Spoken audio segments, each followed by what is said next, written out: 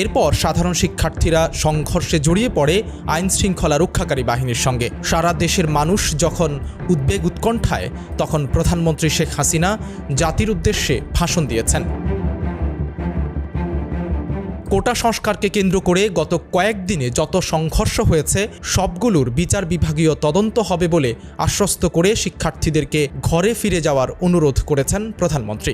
কিন্তু সেই অনুরোধে কর্ণপাত না করে আরও কঠোর আন্দোলনের ঘোষণা দেওয়া হয়েছে শিক্ষার্থীদের পক্ষ থেকে।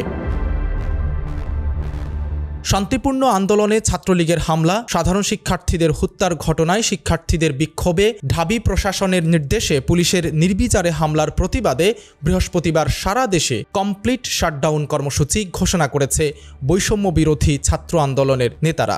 বুধবার রাত 8:45টার দিকে সংগঠনের অন্যতম সমন্বয়ক আসিফ মাহমুদ তার ফেসবুক পোস্টে এই কর্মসূচি ঘোষণা করেন।